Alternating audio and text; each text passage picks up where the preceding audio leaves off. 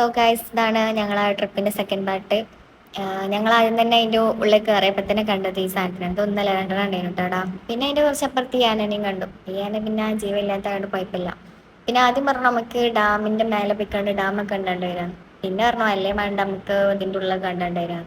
അപ്പൊ പിന്നെ കുറച്ച് ആൾക്കാർ മേലെ എത്തിക്കണം. പിന്നെ ഒരു 2-3 ആൾക്കാർ ഞങ്ങൾ അതിന്റെ ഉള്ളിൽ പോയി. അപ്പൊ പിന്നെ മൂത്രയിക്കാനായി എല്ലാവർക്കും അങ്ങനെ മൂത്രയിക്കാനൊക്കെ കയറിയ ബാത്റൂം ഒക്കെ നല്ല ക്ലീൻ ഉണ്ട്. സാധാരണ അങ്ങനെ പോയടത്തൊന്നും അങ്ങനെ ക്ലീൻ ഉണ്ടാവാറില്ലല്ലോ. ഞങ്ങൾ പിന്നെ ചെറിയ കുട്ടികളല്ലാത്തതുകൊണ്ട് ആദ്യം തന്നെ പാർക്കൊക്കെയാണ് പോയത്. അവിടെ എത്ര വയസ്സ് മുതൽ എഴുതിയിട്ടുള്ളൂ അതിനടിക്കുള്ളവർക്ക് മാത്രമേ യൂസ് ചെയ്യാൻ പറ്റുള്ളൂ പറഞ്ഞാണ്. അപ്പൊ നമ്മളെന്താ ചെയ്യാ, നമുക്കൊന്നുമില്ലേ.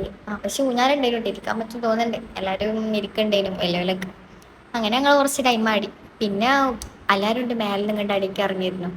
പിന്നെ ഞങ്ങൾ കാണാത്തോണ്ട് ഞങ്ങൾ അങ്ങോട്ട് കയറി. പക്ഷേ ഭയങ്കര വെയിലായിരുന്നു. അതുകൊണ്ട് പ്രകൃതി ഭംഗി അങ്ങോട്ട് വല്ലാണ്ട് ആസ്വദിക്കാൻ പറ്റില്ല. പക്ഷെ ഇവിടെ വന്നിക്കുമ്പോൾ ഭയങ്കര തണുപ്പല്ല കാറ്റുണ്ടായിരുന്നു കേട്ടോ. ഇത് എന്താ എനിക്കറിയാം, വെള്ളം പോണ ഇതുകൊണ്ടാണ് തോന്നുന്നുണ്ട്. അവിടെ ഭയങ്കര കാറ്റൊക്കെ ഉണ്ടായിരുന്നു. പക്ഷെ നല്ലൊരു ചൂട് കാറ്റ് ചെയ്യുന്നു കേട്ടോ. പക്ഷെ കുഴപ്പമില്ല, നല്ല രസം. പിന്നെ ഈ തലക്കിലും ആ തലക്കിലൊക്കെ ആയിട്ട് സ്റ്റെപ്പൊക്കെ ഉണ്ടായിരുന്നു. അതുകൊണ്ട് പിന്നെ ഈ തലക്ക് കൂടെ ഞങ്ങൾ ഇറങ്ങി. അപ്പം ഉണ്ട് ഇതിലുണ്ടാവണം ഞങ്ങളെ കൂടെ കയറിയിട്ടില്ലേനും. അപ്പോൾ ഓലുണ്ട് പിന്നെ കയറി പോണ്. പിന്നെ ഞങ്ങൾ ഏതായാലും കുഴങ്ങി ഞങ്ങളവിടെ പോയി കുറച്ചേരം കുത്തിറങ്ങണം. എല്ലാവരും വന്നാണ്ടായിരുന്നു. അവിടെ ഉണ്ട് വെള്ളം വേണേ പോയി കുടിച്ചോളിയായിരുന്നു. അപ്പൊ കിട്ടിയ കുപ്പിയൊക്കെ എടുത്താണ്ട് ഞങ്ങൾ മണ്ടി പോയി വെള്ളമൊക്കെ കുടിച്ച് പിന്നെ ഞങ്ങൾ അവിടെ നിന്ന് ഇറങ്ങാൻ നിൽക്കുമ്പോണ്ടേ അവിടെ ഒരു തലക്കിലുണ്ട് ഒരു കാക്ക ഒരു കുട്ടനെ അങ്ങനെ വരച്ചെടുത്തു.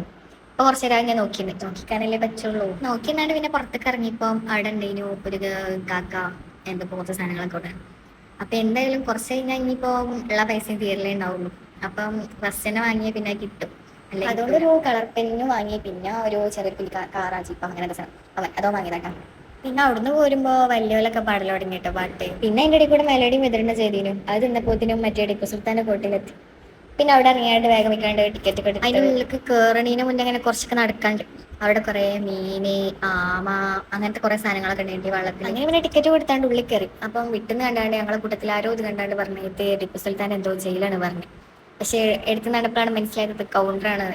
പിന്നെ ഞങ്ങൾ കുറെ വെയിലത്തൊക്കെ നടന്ന് എല്ലായിടത്തും പോയി കണ്ട് വന്നാണ്ട് ഒരു തണലത്ത് പോയി കുറച്ച് മരങ്ങളൊക്കെ അയച്ച് കുറച്ച് തണലുണ്ടായി. അസരത്തിന് ഫുള്ള് വെയിലാണ്. പിന്നെ അവിടെ ഉത്തർന്ന് പിന്നെ കുറെ തള്ളി. എന്നിട്ട് പിന്നെ പുറത്ത് പോയതിന് ശേഷം ഐസ്ക്രീം ഒക്കെ വാങ്ങിയിരുന്നു. അതൊക്കെ തിന്ന് കുറച്ചൊന്ന് കൂളായി.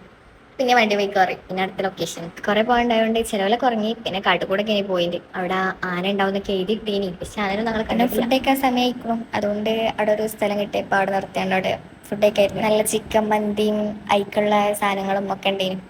നല്ല അടിപൊളി മന്തിയൊക്കെ ആയിരുന്നു. പിന്നെ അങ്ങനെ അത് നിന്ന് പള്ളർച്ചാണ്ട് പിന്നെ നേരെ വണ്ടിയിൽ പോയി കുത്തിർന്ന് പിന്നെ ഫീസൊക്കെ കുടിച്ച് റാഹത്തായി.